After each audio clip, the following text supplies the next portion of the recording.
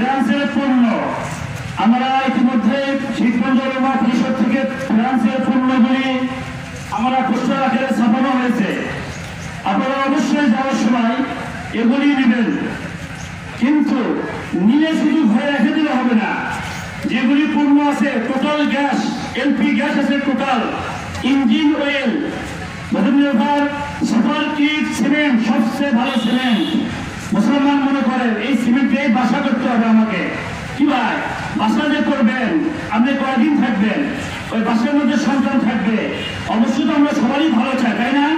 কিন্তু ওই পুত্র বাচ্চার সিমেন্ট দিয়ে বাসায় তৈরি করবেন, বরকত হবে না।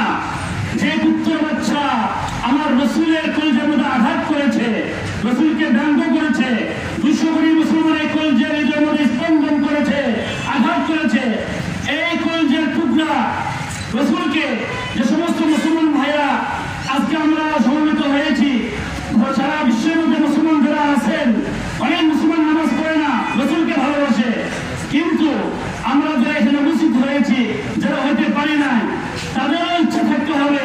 আমাদের স্ত্রী বিধবা হতে পারে, আমাদের সন্তান এতিম হয়ে যেতে পারে, কিন্তু আমাদের মুসলিমের উপরে আঘাত আসবে, এটা সহ্য করার মতো নয়। নিয়োগ করার দরকার, ঠিক আছে না ইনশাল্লাহ? আমরা অবশ্যই এখান থেকে নিয়োগ করবো। আমরা ফ্রান্সের কোনো পণ্য আমরা তো ব্যবহার করবোই না। আমাদের আত্মীয় স্বজন, পাড়াপড়শি, আমাদের দেশবাসী সবাইকে আমরা জানিয়ে দেব এগুলি পণ্য যেন সবাই বর্জন করে। এখন আপনাদের সামনে সংক্ষিপ্ত বক্তব্য নিয়েছেন মিল্কি মসজিদের খতিব সাহেব হাফেজ।